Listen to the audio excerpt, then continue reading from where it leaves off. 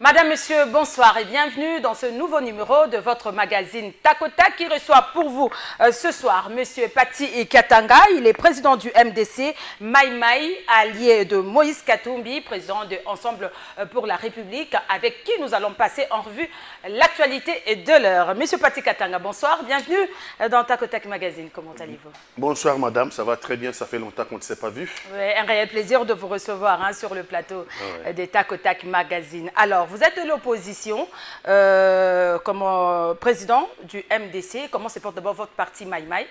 Parce qu'on n'attend pas, on ne sent pas le parti. C'est vrai que vous êtes allié à Moïse Katumbi, oui. C'était pendant la période électorale. Et comment le parti, il y a des activités ou pas? Les Maïmaï, c'est une grande idée. Les Maïmaï, c'est la résistance congolaise. C'est ce que vous appelez aujourd'hui les Ouazalendo, la phase militaire. Ah, d'accord. L'aile militaire, c'est ce que vous appelez les Ouazalendo. Les Maïmaï, ce sont ceux qui résistent contre les Rwandais. Si notre pays aujourd'hui est encore debout, c'est en partie grâce à la résistance Maïmaï. Donc, autant les activités politiques, j'ai été le soutien de Moïse Katumbi, le soutien des premiers plans de Moïse Katumbi pendant la Vous étiez nombreux, hein? Il y avait Seth Kikouni, il y avait aussi Franck Diongo, Matata Pogno, mon ami Jean-Claude Vemba, Franck Diongo, oui, Franck Diongo, et puis l'autre qui... Délice Sanga. Délice Sanga est toujours avec vous ou bien... Nous sommes toujours jusque-là ensemble, mais c'est une alliance. Jusque-là, il n'a pas dénoncé l'alliance. Donc, je pense que nous sommes ensemble. Mais en tant que parti politique, Délice Sanga... attitudes aussi... Délice Sanga, c'est un garçon intelligent et chef de parti. On ne va pas lui interdire la liberté de s'exprimer. Il s'exprime deux fois, pas forcément en tant qu'allié de Katumbi, mais il s'exprime aussi en tant que président de son parti en vol. Oui. D'accord. L'arrestation de Seth Kikouni, qui est allié à Moïse Katumbi depuis quelque temps, sa famille dit ne pas être en contact avec lui, ses avocats non plus.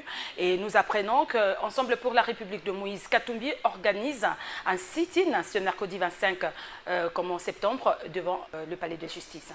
Oui, sur ces points-là... Pour dénoncer la répression. Oui, les Congolais doivent savoir que le processus de démocratie que nous avons choisi, c'est un choix pour les Congolais. Ce n'est pas une contrainte. Ce n'est pas Félix Antoine Tshisekedi qui nous a dit que le Congo doit aller vers la démocratie. Les Congolais ont fait les choix de la démocratie. Et les gens sont morts. Il faut vous rappeler la marche des chrétiens, des 92, et plusieurs... Les Congolais sont morts. La démocratie, pour nous, c'est un choix. Et en démocratie, la liberté d'expression, c'est le sang humain dans le corps humain. C'est le sang qui fait fonctionner le corps humain, la liberté d'expression. Cette a été enlevée. Cette Kikouni n'avait pas été arrêtée. Cette Kikouni a été enlevée à son bureau.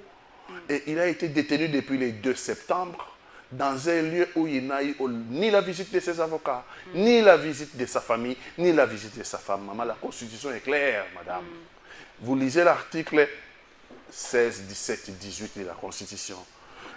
Là où on parle des libertés individuelles, tout individu interpellé, tout individu arrêté a droit de savoir pourquoi on l'arrête, a droit d'avoir son avocat, a droit de voir sa famille. Ça, c'est une garantie constitutionnelle. Mais dans le cas de Seth, depuis qu'il a été enlevé, ni la visite de sa femme, ni la visite de sa famille, ni la visite de ses avocats. Mais rappelons qu'il venait aussi de subir une intervention chirurgicale. On ne sait pas quel est l'état de son état de santé. On ne le sait pas puisqu'il a été détenu dans un lieu tenu secret. Et donc, on l'a amené chez son juge, il y a une semaine, je crois. Après, chez les juges, on l'a ramené là où on les détient. Sans qu'on dise quel est le grief. Quel est le motif de l'arrestation, de l'enlèvement? Non. Pour l'instant, on ne sait pas pourquoi cette Kikouni est arrêtée. Et donc, Moïse Katumbi vient de signer un appel à la mobilisation cet après-midi. L'appel à la mobilisation veut dire que le mercredi 25 septembre, sit-in est devant le palais de justice à partir de 9h pour dire c'est inacceptable ce qui arrive aux opposants aujourd'hui. Pas seulement pour Seth Kikouni, mais aussi pour Maïki Moukebaï, mais aussi pour Daniel Safou, mais aussi Jean-Marc Kaboundi, et les autres, nous devons dire non et exiger la libération de cette Kikuni. Et voilà pourquoi Moïse Katumbi a signé un appel à la mobilisation. Nous devons être nombreux le 25 devant le palais de justice pour exiger la libération de Moïse, de cette Kikuni. Et aussi de Mike. Mais jusque-là, nous ne savons toujours pas pourquoi il a été arrêté. Selon vous, la démocratie serait-elle en péril sous Fachi? La démocratie est en péril. Parce qu'on lui reproche, je ne sais pas, d'avoir tweeté, bon, sur son compte X, il a dit des choses, je ne sais pas. La démocratie est en péril. C'est peut-être par rapport à ça qu'il a été arrêté. Non. La liberté d'expression est garantie, cette le sait très bien. Mais ça n'arrive pas aussi au libertinage. Hein, non, ce n'est pas le libertinage, cette le sait là où il me suit. C'est un garçon intelligent. Cette sait bien que sa liberté d'expression s'arrête là où commence la liberté des autres. Oui. Cette le sait. Revoyez les images. C'était à Lubumbashi. Il n'a pas dit des choses de nature à offenser ni les pouvoirs, ni nos adversaires. Non, ça c'est la mégalomanie du pouvoir. On veut faire taire l'opposition. L'objectif, c'est que l'opposition ne puisse pas exister en République démocratique du Congo. Pourquoi? Mais parce qu'on veut faire de Félix Antoine Tshisekedi président à vie. Vous avez vu, on a commencé à parler de la Constitution. On veut changer la Constitution, on veut lui donner un troisième mandat. On veut lui donner un troisième quinquennat, parce qu'il n'a jamais eu de mandat. Ni en 2018, il n'avait pas le mandat, c'était l'imposture. Ni en 2023, c'était le chaos électoral. Il n'a jamais eu de mandat, le quinquennat. On veut lui donner un troisième quinquennat et comme ça changer la Constitution et faire de lui un président à vie. Si vous n'avez pas d'opposition, ça va passer. S'il n'y a pas d'opposition, ça va passer. Et quel est le leitmotiv du pouvoir? Il faut faire taire les opposants. Moi qui vous parle, je ne sais pas, mes jours même sont comptés. Mais pour le Congo, je suis prêt à tout. Pour le Congo. Bien. Alors, parlons un peu de ces dialogues proposés par Martin Fayulu. Comment avez-vous trouvé son idée? Mais c'est Félix Antoine Tshisekedi. Il propose un dialogue pour une cohésion nationale. C'est Félix Antoine Tshisekedi à Bruxelles qui nous dit, nous, on ne savait pas qu'il avait rencontré nos pères de la Senko. Oui.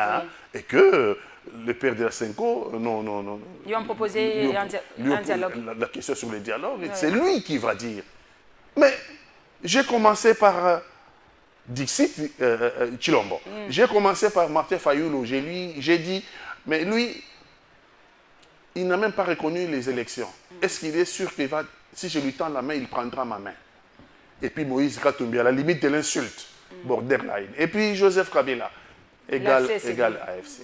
Ouais. Martin Fayulu saisit la balle au bon. Oui, je vais saisir la main. Si c'est un dialogue entre tous les Congolais avec des objectifs précis. 1. Ramener la paix à l'est de la République démocratique du Congo. 2. Les réformes électorales et les réformes de la Cour constitutionnelle. Pour ne plus jamais voir dans notre pays le chaos électoral qu'il y a eu en 2023. Et puis 3, arriver à la cohésion nationale. Arriver à la cohésion nationale pour que les Congolais puissent vivre en paix dans leur propre pays. Les objectifs sont louables. Maintenant, moi j'ai dit, le premier concerné, c'est Félix Antoine Tshisekedi. Parce que si notre pays en est au niveau où il est aujourd'hui, le problème c'est Félix Antoine Tshisekedi. Donc, lui doit être l'initiateur de ce dialogue.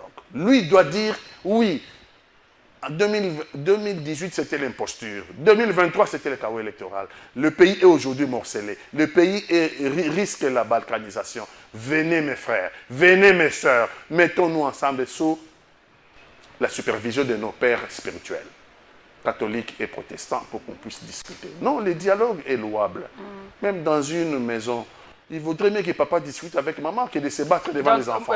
J'ai suivi Mouzito, qui est d'accord, mais qui a conditionné ces dialogues. Il y a quelques préalables, tout ça.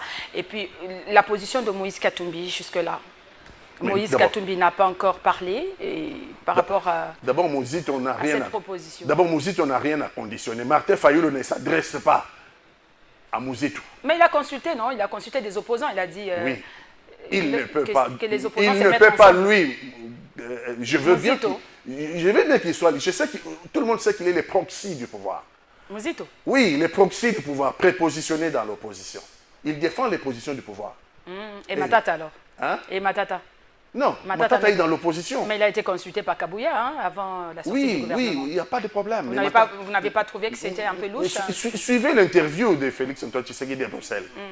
Il jette des fleurs sur Mouzito.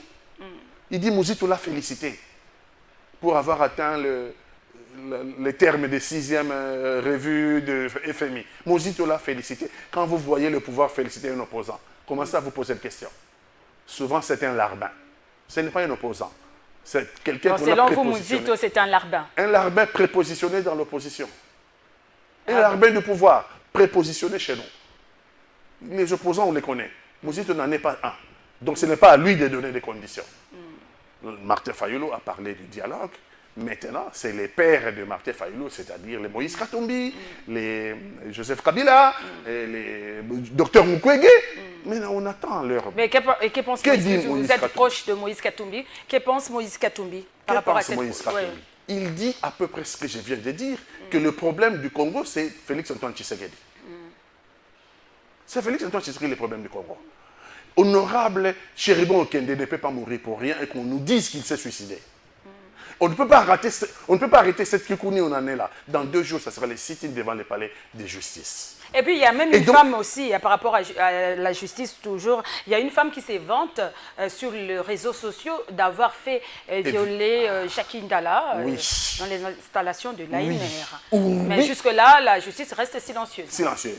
Elle est silencieuse dans ce cas-là. La justice pour Jacqueline Dalla, quand même, ici, il s'avérait que... Cette dame-là, Ourbi et Torbi, vient devant le média et déclare Ourbi et Torbi qu'il a fait violer Jacqueline Dalla, qu'il a fait violer la femme de Seth Kikouni, qu'il a fait violer... Il déclare Ourbi et Torbi.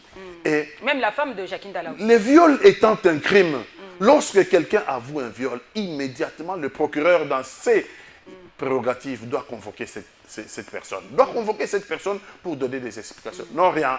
On n'a pas convoqué cette dame-là. Mais si c'était l'opposition, vous avez vu comment on a enlevé cette Kikouni. Et donc Moïse Katumbi dit, non, il y a des préalables. Il y a des préalables. Et dites-nous comment est mort Chéribin Okende. Pour le dialogue. Oui, commencez par libérer cette Kikouni. Libérer Mike Mukebai. Libérer... Jean-Marc Kabound. Et libérer Moïse Katumbi. Jean-Marc Kabound, 7 ans hein, pour avoir fait quoi? Pour avoir seulement usé de sa liberté d'expression pour dénoncer le pouvoir. 7 ans. Sans ses enfants, sans sa femme. 7 ans pour avoir dénoncé le pouvoir. C'est excessif, non? Pour leur ancien, c'est leur ancien camarade du parti, leur ancien président du parti. 7 ans pour cela. C'est pour faire taire l'opposition. C'est pour ça que Moïse Katumbi, encore, il a subi les affres. Moïse Katumbi, on a tué pendant la campagne électorale. À Kindu. Oui, à Kindu. D'ailleurs, le sénateur Salomon Escadela était là. Voilà. Il est allé jusqu'à la tombe. Voilà, on a tué ces jeunes-là, jeunes avocats. Kakisiki. Et coordonnateur de la jeunesse de Ensemble pour la République. Exactement. Moi, d'ailleurs, j'étais là. C'était pendant la campagne. J'étais présente. Il n'y a pas eu justice jusqu'à présent. Et donc, il y a de préalables. Si Félix Antoine Tshisekedi veut qu'on se mette autour d'une table, le dialogue est louable. Personne ne peut refuser le dialogue. Mais il y a des conditionnalités. Il doit montrer les gages de sérieux. Parce qu'on dit, notamment FCC, et c'est vrai que Félix Antoine Tshisekedi ne respecte aucun accord politique. Est-ce que cette fois-ci, si vous vous mettez à table avec lui, est-ce qu'il va les respecter cette fois-ci? Donc, il doit commencer à nous donner les garanties. Mais selon vous, pour accepter le dialogue, vous venez de dire tantôt que non, c'est bien beau le dialogue, il faut se mettre ensemble, parler. Le dialogue proposé par l'opposant Martin Fayulu, vous êtes d'accord, mais à condition que Félix soit les demandeurs. Donc, oui, pas les demandeurs, il doit être l'initiateur, parce que le problème c'est lui. Nous viendrons traiter son problème. Pourquoi en 2018 il y a eu imposture électorale? Pourquoi en 2023, il y a eu chaos électoral du 20 au 27? Mais s'il n'est pas initiateur, hein, la classe politique ne peut pas les lui proposer? S'il n'est pas initiateur, ça veut dire que vous allez signer vous-même, ça ne va pas l'engager. Déjà, il ne respecte pas les engagements politiques. On lui propose, c'est maintenant à lui d'accepter. Parce qu'il avait dit, comme vous venez de dire tantôt, lors de sa dernière sortie médiatique, hein, que non, Martin Fayulu a contesté les élections, tout ça, c'est lui-là même ne me salue pas, tout ça. Vous avez dit ça, mais non, Martin Fayulu dit non, non. Je vais. Martin Fayulu le prend au mot. Oui. Ah, Martin Fayulu le prend au mot. Il dit non, nous pouvons parler dans l'intérêt de la République démocratique du Congo pour rétablir la paix à l'Est. Pour trouver des mécanismes à mettre en place, les réformes. La crise de l'Est, ce n'est pas seulement externe, c'est aussi interne. Hein. Il faut se mettre ensemble pour trouver des solutions. Les réformes électorales. Oui. Pour la CNI, pour la Cour constitutionnelle, de façon à avoir des élections démocratiques crédibles et apaisées en 2028. Arriver à la cohésion nationale, pour que les Congolais se regardent droit dans les yeux. Les Congolais se regardent parce qu'ils ont un patrimoine en commun, c'est la République démocratique du Congo. Martin Fayulu les prend à son propre piège. Maintenant, nous attendons que lui vienne délier le piège pour dire oui, on peut aller au dialogue. Le gouvernement va-t-il accepter? Ça, on ne sait pas encore. Bon, on attend. Alors, vous dites là, le chaos, vous parlez du chaos électoral, mais vous êtes sans ignorer que Tshisekedi a été réélu par le peuple congolais avec 73% de voix. On se moque de qui? Pourquoi parlez-vous du chaos on se moque électoral? On se moque de qui? Tout le monde le sait ici. Félix Antoine Tshilombo ne vaut pas 73% des Congolais. Tout le monde le sait. Madame, l'élection répond à des règles. La Constitution, des lois organiques, loi électorale. Et dans la loi électorale, il était dit que les élections, pour ne prendre qu'un seul point, les élections étaient fixées au 20 décembre 2023, selon leur heure locale, parce que nous avons 2 fuseaux horaires au Congo, selon que vous êtes à l'est ou selon que vous êtes à l'ouest. Les élections commencent à 7 h et les élections se terminent à 17 h. 10 heures d'élection, 10 heures. Je crois 18 h ou 11 h. C'est fini. Non. Ils ont continué l'élection jusqu'au 27 décembre. Sans témoins, sans observateurs, avec des machines à voter à la maison chez les membres du FCC. Ils ont eu des machines à voter à la maison. Vous appelez ça élection? Non, c'est un simulacre, c'est un chaos électoral, on peut appeler comme on veut, mais en tout cas, pas une élection. C'est à l'issue de ce chaos électoral. À l'issue de ce chaos électoral, quelqu'un se bombe les torses. Il dit, moi, 73%. Non, ce n'est pas vrai. Il n'a jamais gagné en 2018, il n'a pas gagné en 2023 non plus. Donc, il faut tout ça, nous devons en discuter pour mettre en place les réformes électorales. Pour mettre une CNI consensuelle, pour mettre une Cour constitutionnelle consensuelle, de façon à avoir des élections démocratiques, crédibles et apaisées. Mais nous sommes conscients que Félix Antoine Tshisekedi est dans son 2e et dernier mandat. Il faut le laisser terminer son 2e et dernier mandat. C'est pour ça que j'ai dit, c'est pour ça que Martin Fayulu dit, nous n'aurons pas le partage de pouvoir. Nous n'allons pas pour partager le pouvoir parce que Félix Antoine Tshisekedi est dans son 2e et dernier mandat. Il doit terminer son 2e quinquennat. J'appelle ça mandat. Il n'a jamais eu de mandat, c'est un quinquennat. Il est dans son 2e et dernier quinquennat. Il doit terminer conformément à la Constitution. Et les réformes que nous allons mettre en place, s'il y aura dialogue, ces réformes vont permettre d'avoir des élections démocratiques crédibles et apaisées en 2028, à la fin de son 2e et dernier quinquennat. Mais vous avez contesté les élections, et Moïse Katumbi également, mais nous voyons ces députés siéger. C'est quelque part aussi du borderline, hein, comme l'avait dit le président de la République. Katumbi est un pied dedans, un pied dehors, donc on ne connaît pas trop bien sa position. Vous avez contesté, mais il y a des députés, il y a même Salomon Iskade là, qui a été élu sénateur dans le Haut-Katanga et député provincial. Oui. Les niais élus de Kindu. Nous avons eu un précédent, c'est 2011.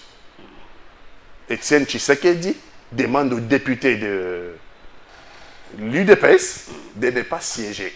Tous sont allés siéger. Alors presque tous sont allés siéger. Ils sont allés siéger sans les quitus du président du parti. Ils se sont conduits comme on connaît. Il y en a qui se sont vautrés dans la corruption, il y en a qui se sont vautrés dans les détournements, il y en a qui se sont vautrés dans les... comment on appelle ça comment on appelle ça encore ça m'échappe. Une sorte de détournement comme ça. La corruption? La corruption, mais comment on appelle ça encore? Ça m'échappe. Motion alimentaire. Ils se sont votés dans les motions alimentaires. Et comme ils n'avaient pas de chef, ils sont allés siéger en leur propre personne. Ils n'avaient pas de chef, ils n'avaient personne pour les remettre en ligne. Moïse Katumbi, au fond de lui, Il a eu peur de perdre ses députés. Non, il n'a pas eu peur. Mais oui, il a regardé le parce précédent. que j'aurais appris qu'il n'était pas d'accord lors de Il son... n'était pas d'accord. Mais le dernier congrès qu'il avait organisé au mois de février. Les Congolais auraient de toute façon siégé. Les Congolais auraient... Il y en a qui ont vendu des parcelles. Il y en a qui ont vendu des biens précieux. Si vous leur dites de ne pas aller siéger, comment vont-ils rembourser? Il y en a qui ont eu des crédits à la banque. Comment vont-ils rembourser leurs crédits? Mais dans le cas des députés et les sénateurs de l'ensemble qui siègent, ce sont des personnes qui ont été réellement élues et n'ont pas été nommées. Vous avez contesté, les autres n'ont pas été élus, nommés, et vous... Non, les autres, les preuves sont là, les machines à voter étaient là. Vous dites que les autres ont été nommés, mais Escadé a été élu. Il était même en prison. Il était même en prison, élu en prison. Quand est-ce qu'il allait sortir de prison pour aller chercher la machine à voter pour venir se faire voter à la maison? Non, les députés et les sénateurs de l'ensemble sont réellement élus par leurs électeurs. Et donc, ils sont là-bas pour représenter leurs électeurs. Ce n'est pas des gens nommés. Les gens qui sont nommés, les gens qui sont élus par la corruption, ce sont ceux qui avaient des machines à voter à la maison, donc les membres de l'Union sacrée. C'est ceux-là qui sont contestables. Ceux qui sont correctement élus. Comme en 2011, Martin Fayulu aussi avait siégé. En 2011, Martin Fayulu était député. Oui. Nonobstant l'ultimatum de Tsen Tshisekedi. Martin Fayulu avait été voté par le peuple congolais. Je pense que c'était à Lukunga. Il avait été au Parlement représenter les électeurs de Lukunga qui avaient porté leur dévolu sur lui. C'est comme ça qu'il a siégé, nonobstant l'ultimatum de Tsen Tshisekedi. Donc si vous siégez parce que vous représentez vos électeurs réellement qui ont voté pour vous, moi ça ne me choque pas. Ce qui me choque, c'est que les gens deviennent députés par la tricherie, par la ruse, en ayant des machines à voter à la maison, en profitant du chaos électoral. D'autres sont carrément nommés, d'autres n'étaient même pas candidats. On ne va pas citer des noms ici parce qu'après c'est dommage, comment on appelle ça, dommageable, machin. Allez-y, les Congolais, faux bruit. Les Congolais ont été inventés des délits qui n'existaient pas ailleurs. Donc les gens n'étaient même pas candidats. Ont été élus. Ils ne sont pas sur la liste des candidats. Ils ont été élus. Député provincial, tel député national. Donc vous comprenez que face à ce chaos électoral, vous ne pouvez pas l'accepter. Moïse Katumbi a refusé ce chaos électoral. Mais ceux qui siègent pour les comptes de l'ensemble, les députés et les sénateurs, eux, ont été réellement élus. Il n'y a pas de contradiction. Ok, alors où est-ce qu'on en est avec le poste de porte-parole de l'opposition? Le poste de qui a fait couler beaucoup d'encre, des salives sur les réseaux sociaux à un moment. Non, le poste de porte-parole de l'opposition est un droit. C'est la loi, c'est une loi. Ce n'est pas une faveur. Les gens ont voulu faire croire que si vous avez le porte-parole de l'opposition, donc vous êtes avec le pouvoir. Ben non. Oui, Martin Fayulu n'était pas d'accord. Moi, je suivais même par rapport au dialogue proposé par Martin Fayulu, il y a Francis Kalombo qui est passé sur une chaîne de la place. Il a dit Lamba Balamba Balia Toroyate. Pourquoi? Parce que Katumbi aussi avait tendu la main à Fayulu. Fayulu avait refusé par rapport au poste. Les soucis de Martin Fayulu. Martin Fayulu, que je connais bien, qui est un homme non seulement intelligent, mais un homme honnête. Son souci était fondé. Pour lui, même et pour la Mouka, pour lui et pour la Mouka, c'est le porte-parole de l'opposition, au lieu plutôt de porter la parole de l'opposition, on va porter la parole de Tshisekedi. Va porter la parole de Tshisekedi. Ça, c'est une crainte légitime. C'est pour ça, parmi les craintes, il y a celle-là. C'est pour ça que depuis 2007, on n'a pas eu de porte-parole. Parce qu'on ne voit pas le gouvernement donner le moyen aux opposants pour s'opposer à son régime. C'est la loi. Est-ce que nous sommes un pays sérieux? Les porte-parole de l'opposition, c'est la loi. Ça ne dépend pas du gouvernement, ça ne dépend pas du régime. C'est la loi. Mais ce poste n'a jamais été occupé, pourquoi maintenant? Oui, ça n'a pas été occupé parce qu'il y a eu des problèmes en 2007. Jean-Pierre Bemba, qui avait le groupe le plus important au Parlement. Jean-Pierre Bemba avait été arrêté, il était à La Haye. Et il ne voulait pas que quelqu'un d'autre soit porte-parole de l'opposition ici, sinon on allait faire de l'ombre à lui qui était en prison. Et puis en 2011, c'était le chaos électoral, et Tsen Tshisekedi avait appelé à ce qu'on arrête Joseph Kabila, qu'on amène Joseph Kabila ligoté. Et donc, il n'y a pas eu non plus le porte-parole de l'opposition parce que limité. UDPS qui avait le plus grand nombre de députés en 2011. Ces députés avaient été désavoués par Etienne Tshisekedi. On n'a pas eu de... En 2018, la même chose, on n'a pas eu de porte-parole. Mais cette fois-ci, le groupe le plus important de l'opposition qui est à l'Assemblée nationale, c'est le groupe de l'Ensemble pour la République. Oui. Au Sénat, mêmement, ce sont des sénateurs de l'Assemblée pour la République. Mais la loi est claire. On attendait que le Sénat soit mis en place. Oui. Le Sénat est mis en place. Maintenant, on attend que le président du Sénat et le président de l'Assemblée nationale convoquent les deux groupes parlementaires de l'opposition. Groupe parlementaire à l'Assemblée nationale et groupe parlementaire au Sénat, de façon à ce qu'ils discutent pour mettre en place un règlement intérieur pour désigner les candidats porte-parole de l'opposition. Alors moi, j'ai dit à Martin Fayulu, si les porte-parole de l'opposition, madame, c'est réellement le porte-parole de l'opposition, et qu'il porte réellement la parole de l'opposition, ça ne gêne pas Martin Fayulu, qui est le porte-parole du peuple. Ça ne le gêne pas. Mais si ces porte-paroles-là, plutôt de porter la parole de l'opposition, commencent à porter la parole du régime, moi et Martin Fayulu, nous allons être ensemble pour le combattre. Ah, d'accord. Il n'a pas de souci à faire de ce côté-là. Si ensemble, ce qui est normal, c'est lui qui a des députés, des sénateurs, c'est à lui, ensemble, en tant que parti, qui doit revenir le porte-parole de l'opposition. Ce porte-parole de l'opposition doit être celui qui porte la parole de l'opposition. D'accord. Alors, revenons un peu à la proposition de Martin Fayulu d'organiser, les dialogues. Mais il y a des gens qui pensent que c'est pour le positionnement. Martin Fayulu a bouffé de l'argent, on lui a donné de l'argent pour, je ne sais pas quoi. Vous êtes opposant, je ne sais pas si vous avez le même avis. Dans notre pays, nous aimons trop salir les gens. Je n'aimerais pas jouer à ces jeux parce que je n'ai aucune preuve que Martin Fayulu a touché de l'argent. Et puis moi personnellement, j'ai des relations avec Martin Fayulu, des relations de grands frères à petits frères, des relations de familiarité, des relations personnellement. Je connais sa valeur morale. Ce n'est pas quelqu'un qui est corruptible. Ce n'est pas quelqu'un qui est corruptible. Non, je pense que pour lui, on peut contester. Mais son idée de dialogue, c'est vraiment une idée qu'il a mûrie. Et qu'il pense que c'est bon pour le Congo. Ce n'est pas parce qu'il a reçu de l'argent, non. Ce n'est pas le style de Martin Fayulu. Non, ce n'est pas le style de Martin Fayulu qui va aller se faire corrompre à gauche et à droite pour appeler les Congolais. Non, s'il pouvait le faire, il pouvait le faire depuis longtemps. Parlons d'autre chose. Félix Tshisekedi est à New York pour participer à la 79e Assemblée générale des Nations Unies. Pour vous, quel doit être son discours? Il va parler le mercredi. Mais un discours de plus pour rien. Ça sera le 6e. Comment ça? Mais parce que ça fait 5 discours, il dit la même chose. On a agressé le Congo, les Rwandais, il faut des sanctions contre les Rwandais. Et rien n'est venu. Donc selon vous, il doit se taire? Il devait se taire. Je serai à sa place, je me tairai. Comment ça? Mais ça sert à quoi? Ça sert à quoi de parler tout le temps comme un perroquet et qu'il n'y ait pas de solution? Ça sert à quoi? Félix Tshisekedi doit agir pour recouvrer l'intégrité territoriale de la RDC. Ce n'est pas le problème d'aller parloter. Il a beaucoup parlé. Lui-même dit qu'il a vu Biden, qu'il a vu Xi Jinping, qu'il a vu tous les grands de ce monde, Macron.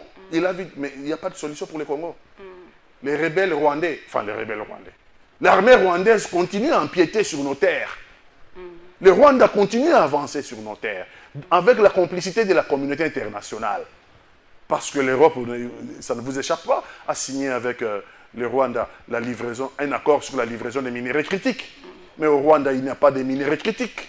Donc l'Europe instrumentalise un voleur pour venir voler les minerais critiques au Congo et livrer à l'Europe et à l'Occident. Mais les receleurs, quand on arrête les voleurs, les receleurs, on l'arrête aussi, non? Donc, et le Rwanda est coupable, et ceux qui sont receleurs, chez qui les produits sont versés, sont aussi coupables, l'Europe et l'Occident. Donc, allez pleurnicher en Occident. Là, il va pleurnicher après-demain. Il va pleurer encore dans son discours, égal à lui-même. Le Rwanda, non. Ce que les Congolais ont besoin, ce n'est pas d'un président qui pleurniche tout le temps. C'est d'un président qui met en place un outil de défense à la taille de menace. Nous sommes menacés. Nous avons le droit de nous défendre. Monsieur le Président, nous avons le droit de nous défendre. Le Rwanda jetait même de bombes dans les camps de déplacés à Mugunga, au Nord Kivu. Nous sommes incapables, nous, de prendre une bombe et de jeter sur Kigali pour établir l'équilibre de la terreur. Kagame ne comprend que les rapports de force, madame.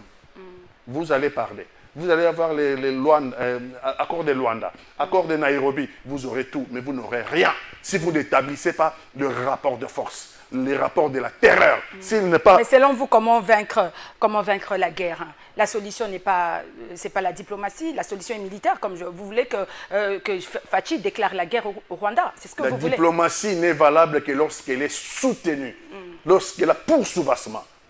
Lorsqu'il y a la poursubassement, un outil de défense à la taille des menaces. Si vous êtes menacé, madame, il y a une machette. Si, après avoir battu votre enfant, après l'avoir blessé, vous allez là-bas pied et main nue pour aller... On peut sortir la machette et vous allez fuir. Mais si on voit cette maman-là, l'équilibre de la terreur, ça s'appelle l'équilibre de la terreur. C'est Kagame qui le veut. Nous n'avons pas le choix. Il nous a imposé la guerre. Nous sommes obligés de la faire. Félix Tshisekedi n'a pas déclaré la guerre. Kagame aussi a conditionné le dialogue. Hein. Il faut se débarrasser de FDLR. Hein. Ouais, FDLR, merci. Ils sont où, les FDLR? Ici, chez nous, dans l'est du pays. Ils sont à l'est du pays. Mais qu'est-ce qui manque pour les chercher, les renvoyer au Rwanda? Non, les FDLR, c'est les raisons pour lesquelles le Rwanda piétine notre pays avec la complicité de la communauté internationale. Ça fait 30 ans, depuis les génocides rwandais jusqu'à aujourd'hui. Les FDLR sont où? Le Rwanda a occupé la partie est avec les RCD Goma pendant 5 ans, l'est de notre pays. Bah, si c'est FDLR, Kabila et son régime ont fait un accord avec le Rwanda pour faire des opérations conjointes. Rappelez-vous, Vital Kamerhe a quitté l'Assemblée nationale. Oui. Donc pendant 3 ans, il y a eu des opérations conjointes FARDC et l'armée du Rwanda. Si c'est FDLR. Non, les FDLR n'existent pas. C'est la raison d'envahir notre pays, c'est les FDLR. Si les FDLR existent, madame, c'est Kagame qui les fabrique. C'est Kagame qui est le fabricateur. Les fabricateurs de FDLR, c'est Kagame. Il les envoie ici, parce que Kagame pose à la Nambo, il faut qu'il y ait des FDLR. S'il n'y a plus de FDLR, il n'y a plus de raison que Kagame soit là. Et donc, comme Kagame veut exploiter les minéraux illégalement de notre pays, il va continuer à vous envoyer les FDLR. Donc, conséquence, c'est un cercle infernal.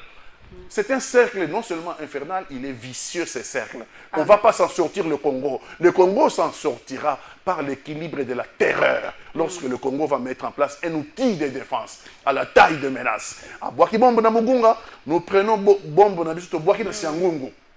Madame, l'Ukraine se défend, non? Oui. Madame, l'Ukraine face à la Russie, l'Ukraine se défend. Et Bissot, on se défendre, diplomatie, quelle diplomatie qui ne paye pas? Madame, 15 millions de morts à l'est de notre pays. Depuis 1994, les génocides du Rwanda. Jusqu'à aujourd'hui, 15 millions. Les génocides, les plus grands génocides que l'humanité n'ait jamais connus. Madame, jusqu'à quand? Jusqu'à quand? Jusqu'à quand? Ben voilà. Alors, j'espère seulement que le chef de l'État va parler. Vous avez fait une proposition, il va parler. On attend le mercredi son discours. Alors, pour finir, Judith Souminois a totalisé 3 mois à la tête du gouvernement. Comment trouvez-vous son bilan? Rapidement, et nous allons vous dire au revoir. Vous avez trouvé une activité à impact visible de Mme Souminois, la Première ministre. Si vous avez trouvé, montrez-moi. Moi, je n'ai rien trouvé. Tout ce que j'ai trouvé pour Judith Souminois, c'est les crimes qu'ils ont commis à Makala. Avec 130 morts. Hein. C'est ce que le régime dit. Mais les ONG disent qu'il y en a eu plus. Les ONG disent qu'il y en a eu plus. Donc, selon vous, les bilans et... Les bilans de Mme Souminois, c'est les massacres de Makala. C'est dans les 100 jours. Hein. Est-ce qu'en 3 mois, on peut palper les résultats d'un gouvernement? C'est elle qui a dit, jugez-moi dans 100 jours. C'est elle qui a parlé de 100 jours lors de son investiture. 100 jours, ce n'est pas que vous avez le bilan. 100 jours, c'est la ligne. Que vous êtes sur la bonne pente ou vous êtes à côté. Là, en tout cas, Mme Souminois, je pense que c'est... Le ministre de la Justice aussi a libéré plus de 120 prisonniers. Hein. Ce n'est pas ce que le peuple congolais demande. Tous ceux qui vont libérer les prisonniers. La population s'est plainte. Ils vont libérer les Koulou, ma machette. On leur dit de traiter... Les prisonniers malades. On leur dit de traiter pour désengorger la prison. On leur dit de traiter les prisonniers correctement, conformément aux standards internationaux. C'est ce que nous demandons. On ne dit pas de libérer les Koulouna. Si on va libérer, c'est leur problème. Ils doivent savoir que libérer, pourquoi? Ce n'est pas notre demande. Notre demande, c'est de traiter les prisonniers, ceux qui sont malades, les envoyer à l'hôpital. Ceux qui sont en prison, leur donner correctement la nourriture. Et leur donner la formation à la sortie de leur prison, basée un métier, qu'ils aient un métier. D'accord. La rééducation, on appelle ça. On n'a pas demandé de libérer les prisonniers. Merci. Un mot de la fin, nous allons nous dire au revoir. Je ne sais pas par rapport au discours de chef de l'État ou le dialogue proposé par Martin Fayulu. Est-ce que les dialogues entre Fachi, Joseph Kabila, Nanga, Moïse Katumbi autour d'une table, est-ce possible? Je ne sais pas. Nous appartenons tous à la même communauté nationale. Ouais. Nous sommes les enfants de même déjà, pays. Le porte-parole du gouvernement dit que le M23 n'existe pas. C'est une coquille vide, hein, donc c'est compliqué. Nous sommes les enfants d'un même pays. Nous appartenons à Fayulu, Katumbi, Chilombo. Nous appartenons tous. Nanga, Joseph Kabila. Nous sommes les enfants d'un même pays. Nous ne sommes pas des ennemis. Donc nous pouvons parler. Parce que la crise est interne aussi. Oui, nous pouvons parler dans l'intérêt de notre pays. Nous pouvons parler. Le dialogue, ce n'est pas mauvais. Ce qui est mauvais, c'est la guerre. Il faut trouver des solutions à la guerre à l'est de notre pays, mettre fin aux velléités de la balkanisation de notre pays, amener des réformes électorales pour qu'on ait des élections démocratiques crédibles et apaisées. Pour ou contre le changement de la Constitution? Pour ou contre le changement de la Constitution. Encore là, quand je vais dire Mouzito, il a loupé. Merci beaucoup. Il a loupé une occasion de se taire. Il commence à se faire plus fasciste que Fachi lui-même. Merci beaucoup, Pati Katanga. En tout cas, cette émission est terminée. Je rappelle que j'avais reçu pour vous ce soir M. Pati Katanga, qui est président du MDC Maïmaï, allié de Moïse Katumbi, président de Ensemble pour la République. En tout cas, M. Pati Katanga, revenez quand vous voulez. En tout cas, merci de répondre à nos questions. C'est moi, madame. Merci. Merci à vous, chers téléspectateurs, de nous avoir suivis. Merci à l'équipe technique. Au revoir et à très bientôt.